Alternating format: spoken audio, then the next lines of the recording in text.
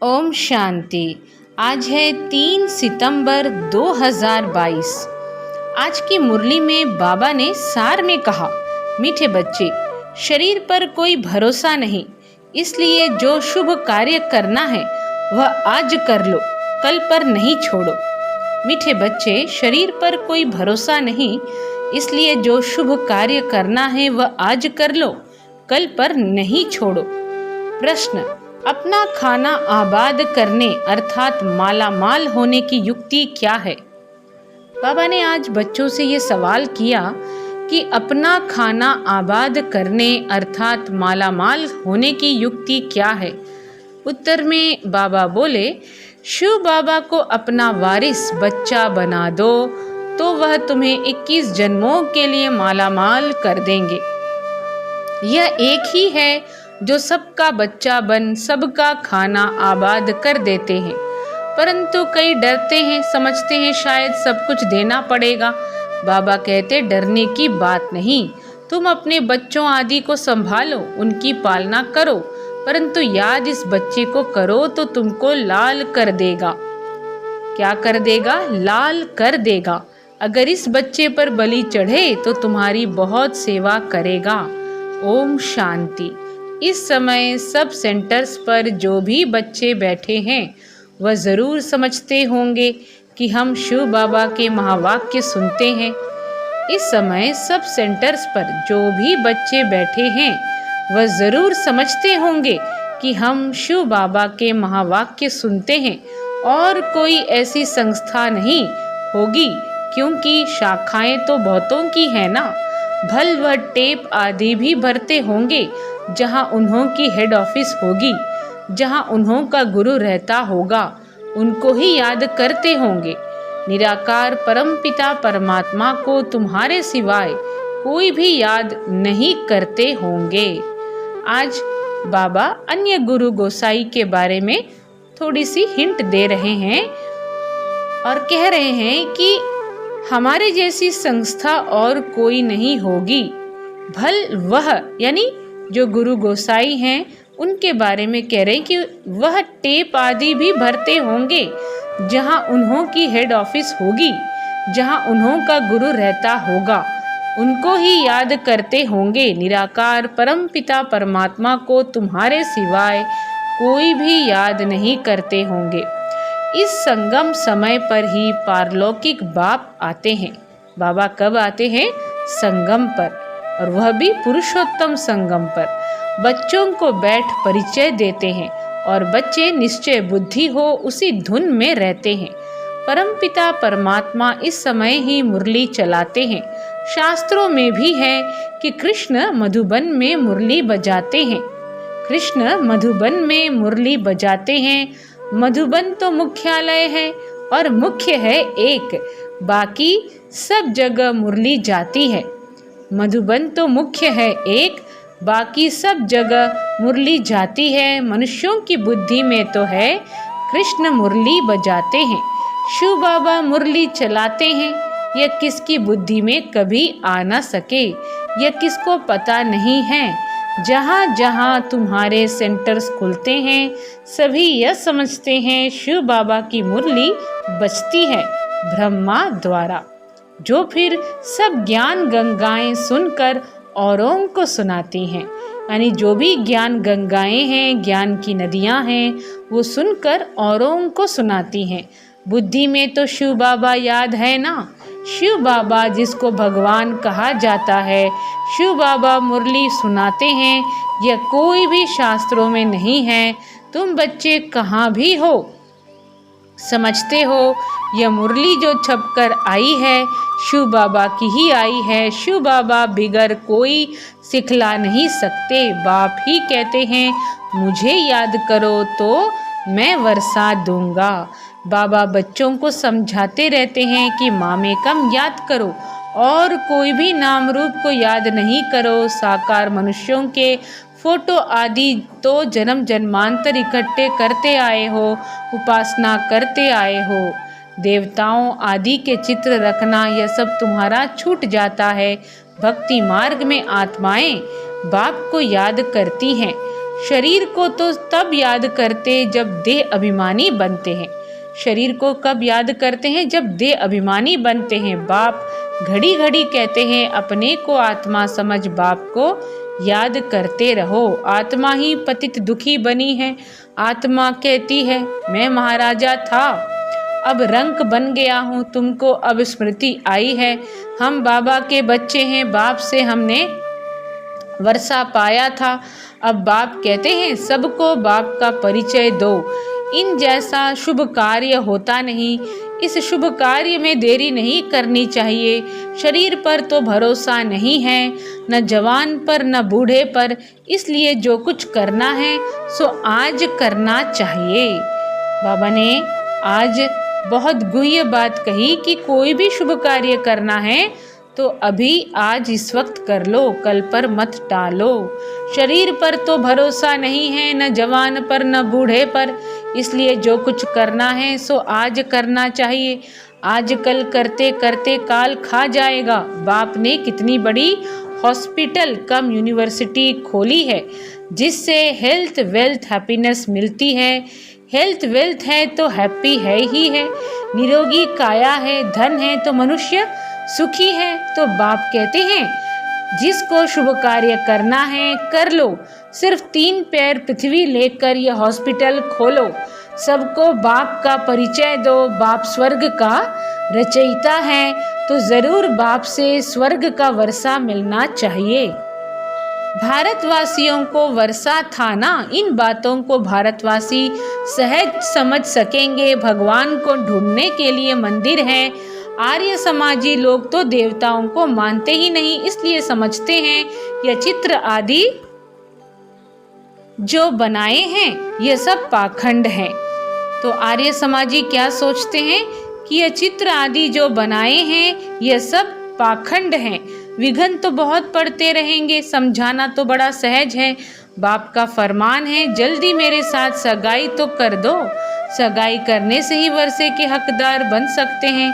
बाप रूहानी सर्जन हैं, तुम उनके बच्चे कहलाते हो तो तुम भी सर्जन ठहरे।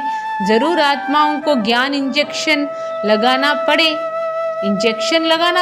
ज्ञान इंजेक्शन मन मना भव, यह बड़े ते बड़ा इंजेक्शन है। बाबा की याद से ही सब दुख दूर हो जाते हैं। योग से पुण्य आत्मा बन जाते हो। यह एक ही दवाई है योग की। यह क्या है? एक ही दवाई है योग की।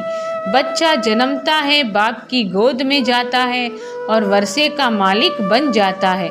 तुमको अभी पता है कि हम बेहद के बाप से वर्षा लेते हैं। याद से, याद में ही अनेक प्रकार के विघ्न पड़ते हैं, इसलिए याद को पक्का करते जाओ। सिर्फ 3 पैर पृथ्वी के लेकर यह हॉस्पिटल खोलो। यह 3 पैर है ना, नहीं तो ऐसी ऊंच कॉलेज के लिए तो 50-60 एकड़ जमीन होनी चाहिए। बाबा क्या कह रहे हैं? ऐसी ऊंच कॉलेज के लिए 50-60 एकड़ जमीन होनी चाहिए जहां बहुत मनुष्य आकर पढ़े, ज्ञान इंजेक्शन लगाते जाएं। गायन भी है कि 3 पैर पृथ्वी के नहीं मिले थे और फिर विश्व के मालिक बन गए। तुम विश्व के मालिक बनते हो ना, 3 पैर पृथ्वी के कोई बड़ी बात नहीं। फिर आहिस्ते आहिस्ते बढ़ता जाएगा। फाउंडेशन लगाया तो कितने सेंटर्स खुल गए, कितने कौड़ी जैसे से हीरे जैसा बनते हैं। कौड़ी जैसे से हीरे जैसा बनते हैं। करने वाले को ही बहुत फायदा है। बहुतों के कल्याण के लिए ही हॉस्पिटल अथवा कॉलेज खोले जाते हैं। यह भी ऐसे है, बाहर में बोर्ड लगा दो, क्लिनिक फॉर हेल्थ वेल्थ 21 जन्मों के लिए। क्लिनिक क्या है? क्लिनिक फॉर हेल्थ वेल्थ 21 जन्मों के लिए। हिंदी में कहेंगे 100% पवित्रता, सुख शांति का चिकित्सालय। परंतु बच्चों में सर्विस करने का शौक नहीं। कुटुंब आदि के जाल को मकड़ी की जाल कहा जाता है। जाल में खुद फंस जाते हैं। कुटुंब आदि के जाल को मकड़ी की जाल कहा जाता है। जाल में खुद फंस जाते हैं। बाप आकर रावण रूपी मकड़ी की जाल से निकालते हैं। सतयुग में ऐसे नहीं कहेंगे, यहाँ भी आप ही अपनी जाल में फंस मरते हैं। यह ही रावण का राज्य। यह आप ही अपनी जाल में फंस पड़ते हैं और फंस मरते हैं। यह है ही रावण का राज्य। कितनी बड़ी बड़ी रावण की जाल है सारी सृष्टि पर। सभी शोक वाटिका में बैठे हैं। इस रावण की जाल में सब साधु संत आदि फंसे हुए हैं। अब बाप कहते हैं इन सब को भूल अपने को आत्मा निश्चय करो और सबको यही रास्ता बताते रहो। यह सृष्टि चक्र का राज दूसरा कोई बता नहीं सकते। बाप कहते हैं इन सब को छोड़ मामेकम याद करो। याद से ही तुम्हारे सब पाप मिट जाएंगे। शुभ कार्य में देरी नहीं करनी चाहिए। मिसाल भी देते देरी करते करते मर जाते हैं। फिर भोग पर जब वह आत्मा आती है तो फिर बहुत रोती है।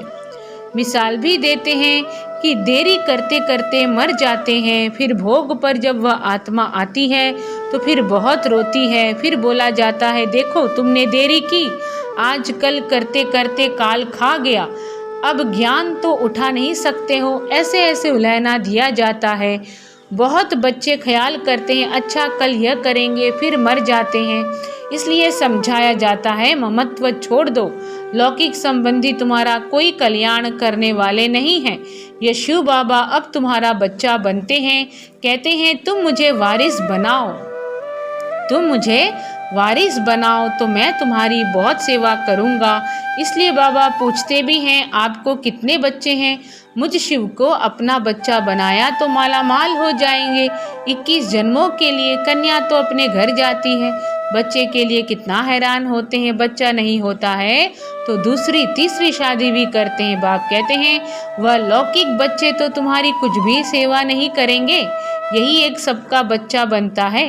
बाबा कह रहे हैं कि लौकिक बच्चे तो तुम्हारी कुछ भी सेवा नहीं करेंगे, यही एक सबका बच्चा बनता है, एकदम सबका खाना आबाद करने। परंतु कई डरते हैं कि सब कुछ देना पड़ेगा, क्या होगा। बाप कहते हैं अपने बच्चों आदि की पालना तो करनी ही है। बाप कहते हैं अपने बच्चों आदि की पालना तो करनी ही है, परंतु याद इस बच्चे को करो, यह तो तुमको लाल कर देगा। काशी के मंदिर में जाकर बलि चढ़ते हैं, समझते हैं शिव पर बलि चढ़ने से जीवन मुक्ति मिलनी है। वास्तव में बात यहाँ की है, कहाँ की बात कहाँ ले गए हैं। अगर तुम इस बच्चे पर बलि चढ़े तो यह तुम्हारी बहुत सेवा करेंगे, स्वर्ग में महल दे देंगे। वह बच्चा तो कुछ भी नहीं करेगा, करके ब्राह्मण आदि खिलाएंगे। मनुष्य दान पुण्य आदि जो करते हैं सो अपने लिए ही करते हैं। बाबा कह रहे हैं कि मनुष्य दान पुण्य आदि जो करते हैं सो अपने लिए ही करते हैं। तो यह हॉस्पिटल खोलना कितना पुण्य है। साहूकार लोग तो 10-15 हॉस्पिटल खोल सकते हैं। यह पैसे आदि तो सब खत्म हो जाएंगे। तुम किराए पर मकान लेकर 50,000 में 50 हॉस्पिटल खोल दो। तुम किराए पर मकान लेकर 50,000 में 50 हॉस्पिटल खोल दो, फिर वह आप ही अपने पैर पर खड़े हो जाएंगे। बाप कितनी सहज युक्तियाँ सर्विस की बताते हैं।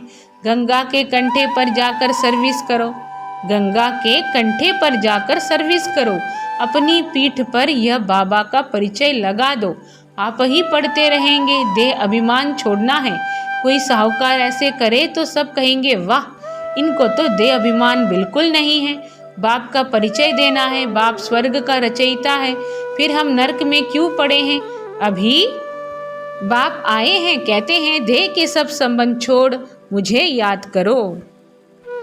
भारत स्वर्ग से नरक कैसे बना, लक्ष्मी नारायण ने 84 जन्म कैसे लिए, आओ तो हम कथा सुनाएं, ढेर इकट्ठे हो जाएं।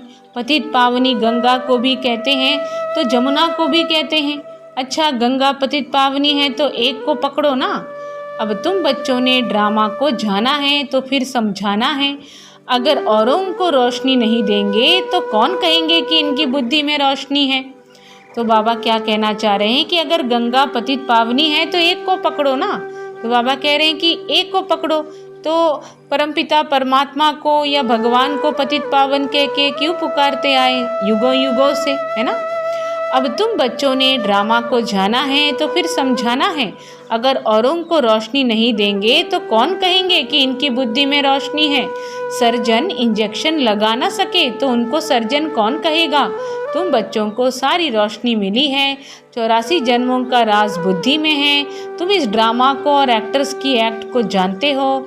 ऊंचे ते ऊंचे एक्ट है बाप की, बच्चों के साथ पाठ बजाते हैं। तुम भारत को स्वर्ग बनाते हो, परंतु हो गुप्त, incognito, non violence, Shiv Shakti सेना। आज बाबा ने हम सबको कितना टाइटल दिया है, परंतु हो गुप्त। हम क्या हैं? हम हैं गुप्त, incognito, non violence, Shiv Shakti सेना। उनकी सब बातें जिस्मानी हैं, यानी बाहर में जो भी सेनाएं हैं उनकी सब बातें क्या है? जिस्मानी हैं। कितने कुंभ के मेले में जाते हैं, वहाँ जिस्मानी कोई बात नहीं। यहाँ पर जिस्मानी कोई बात नहीं। तुम उठते बैठते चलते यात्रा पर हो, याद से तुम पावन बनते हो। बाबा कह रहे हैं बाहर सब कुछ जो भी बातें हैं वह जो है जिस्मानी है, यहाँ जिस्मानी कोई बात नहीं। तुम उठते बैठते चलते यात्रा पर हो, याद से तुम पावन बनते हो। बाबा कहते हैं तुम कर्म करते समय भी शिव बाबा को याद करो, वह फिर कह देते सब में परमात्मा है। फर्क हो गया ना। बाप कहते हैं जहाँ भी बैठो मुझे याद करो। फिर सर्विस भी करनी चाहिए। मंदिरों में बहुत भक्त जाते हैं, बस ये चित्र पीठ पर लगा दो, यह चित्र पीठ पर लगा दो, बाप का परिचय देते रहो। युक्तियाँ तो बहुत बतलाते हैं, शमशान में जाकर समझाओ निराकार बाप की महिमा और श्री कृष्ण की महिमा। अब बताओ गीता का भगवान कौन? साथ में चित्र भी है। सर्विस तुम बहुत कर सकते हो, फीमेल करे व कोई कुमारी करे तो अहो सौभाग्य। कन्या तो सबसे अच्छी, कन्याओं का कन्हैया बाप है निराकार। कन्हैया कृष्ण नहीं था, यह है बाप। बाबा ने स्पष्ट बताया कि कन्हैया कृष्ण नहीं था, यह है बाप। बाप को ख्याल आता है कि बच्चों को कैसे सिखलाऊं। कल्प पहले भी ड्रामानुसार ऐसे ही समझाया था, फिर आज समझाता हूँ। तो तुमको भी अंधों की लाठी बनना चाहिए। जिन बच्चों को परिचय मिलता है वह फिर औरों को ले जाते हैं।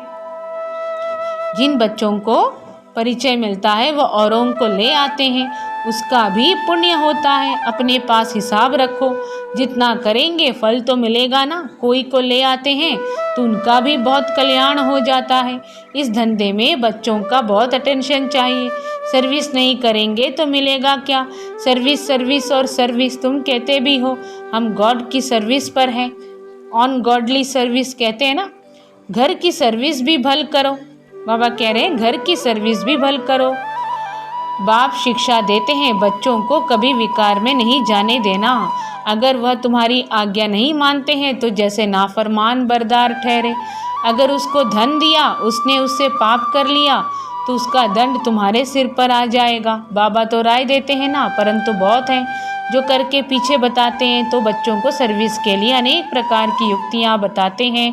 तुम बच्चों को यही धंधा करना है, ट्रेन में भी यही सर्विस करते रहो तो बाप भी खुश होगा और भविष्य 21 जन्मों के लिए सदा सुख का वर्षा मिल जाएगा। अच्छा, मीठे मीठे सिखी लधे बच्चों प्रति माता पिता बाप दादा का याद प्यार और गुड मॉर्निंग। रूहानी बाप की रूहानी बच्चों को नमस्ते। हम रूहानी बच्चों की रूहानी माता पिता बाप दादा को याद प्यार, गुड मॉर्निंग और नमस्ते। धारणा के लिए मुख्य सार, माया ने जो बहुत बड़ी जाल बिछाई है, अब बाप की याद से उस जाल से निकलना है। माया ने जो बहुत बड़ी जाल बिछाई है, अब बाप की याद से उस जाल से निकलना है। शुभ कार्य में लग जाना है, किसी देहधारी की जाल में नहीं फंसना है। सबसे ममत्व निकाल देना है। धारणा के लिए मुख्य सार दूसरी पॉइंट है, ज्ञान की जो रोशनी मिली है वह सबको देनी है। देह अभिमान को छोड़ भिन्न भिन्न युक्तियों से सर्विस करनी है। अंधों की लाठी बनना है। वरदान है, अनेक प्रकार के भावों को समाप्त कर आत्मिक भाव को धारण करने वाले सर्व के स्नेही भव। अनेक प्रकार के भावों को समाप्त कर आत्मिक भाव को धारण करने वाले सर्व के स्नेही भव। देह भान में रहने से अनेक प्रकार के भाव उत्पन्न होते हैं। कभी कोई अच्छा लगेगा तो कभी कोई बुरा लगेगा। आत्म रूप में देखने से रूहानी प्यार पैदा होगा। आत्मिक भाव, आत्मिक दृष्टि, आत्मिक वृत्ति में रहने से एक के संबंध में आते हुए अति न्यारे और प्यारे रहेंगे। क्या कहा बाबा ने कि आत्मिक भाव, आत्मिक दृष्टि, आत्मिक वृत्ति में रहने से हर एक के संबंध में आते हुए अति न्यारे और प्यारे रहेंगे। तो चलते फिरते अभ्यास करो, मैं आत्मा हूँ। इससे अनेक प्रकार के भाव, स्वभाव समाप्त हो जाएंगे और सबके स्नेही स्वतः बन जाएंगे।